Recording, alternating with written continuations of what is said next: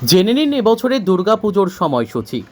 আর মাত্র কটা দিনের অপেক্ষা, তারপরেই বাঙালি শ্রেষ্ঠ উৎসব দুর্গোৎসব। তবে 2024 সালে দুর্গাপুজোর সময়সূচি কিছুটা অদল বদল হয়েছে, যার জেরে চিন্তার মুখে পুরোহিত সমাজ। কি করে হবে এবারের পুজো?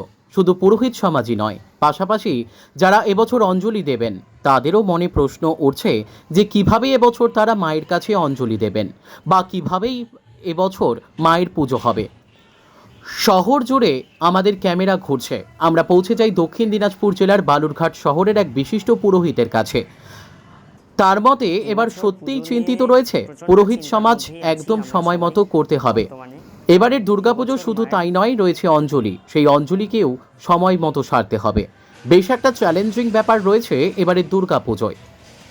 ইতিমধ্যে কলকাতার শোভাবাজারে চলছে পুরোহিতদেরকে নিয়ে ট্রেনিং প্রক্রিয়া, যে কিভাবে করতে হবে এবারের পুজো। ঠিক একই রকমের ট্রেনিং চাইলেন বালুরঘাটের পুরোহিত সমাজ। পণ্ডিতদের কাছে যদি পুজোর সময় বা কিভাবে করতে হবে এবছর পুজো, এ ব্যাপার নিয়ে কিছুটা জেনে নেওয়া যায় তাহলে সত্যিই ভালো হয়। আর শোভাবাজারের মতন যদি বালুরঘাটেও ট্রেনিং দেওয়া হয় তবে বেশ ভালো হয়। দুর্গাপুজো নিয়ে ইতিমধ্যেই বাঙালির মধ্যে আবেগ ক্রমশ বেড়েই চলেছে। প্রতি বছর দুর্গাপুজোয় পুজো মণ্ডপে অষ্টমীর অঞ্জলি দিতে ভিড় পড়ে প্রচুর ভক্তদের। তবে এবার সময়সূচি কিছুটা পরিবর্তন হওয়ার কারণে অষ্টমীর অঞ্জলি দেওয়ার বিষয় নিয়েও উঠছে কিছু প্রশ্ন। কখন দিতে পারবেন অষ্টমীর অঞ্জলি? ষষ্ঠী থেকে দশমী পর্যন্ত দুর্গাপুজোর প্রতিটি দিনই গুরুত্বপূর্ণ, তবু অষ্টমী ও নবমী তিথির বিশেষ মাহাত্ম্য রয়েছে। এবছর দুর্গাপুজোর মহাষ্টমী পড়েছে আগামী 11ই অক্টোবর 2024 শুক্রবারে। আশ্বিন শুক্লা অষ্টমী তিথি পড়বে 10ই অক্টোবর বেলা 12:31। অষ্টমী থাকবে 11ই অক্টোবর বেলা 12:06 পর্যন্ত।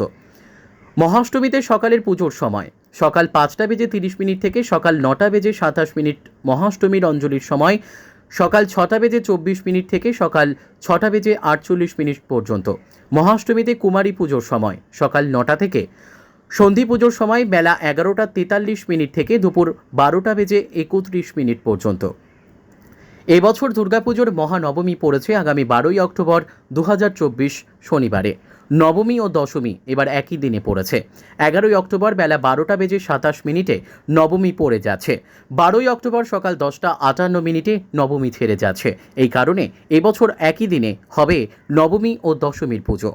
মহানবমীতে সকালের পুজোর সময় 12ই অক্টোবর সকাল 5:44 পর্যন্ত, তারপর দশমীর পুজো শুরু। দাদা, এবছর দুর্গাপূজার সময়সীমা পূজার একটু হেরফের হয়েছে, তো এই বছর কতটা কি অসুবিধা হতে পারে পুজোতে, বা কি বলবেন বিষয়টা? সবাইকে জানাই শুভ শারদিয়া। এবছর পুজো নিয়ে প্রচণ্ড চিন্তার মধ্যেই আছি আমরা সবাই বর্তমানে, কারণ এবছর মায়ের পুজো খুবই সংক্ষিপ্ত সময়।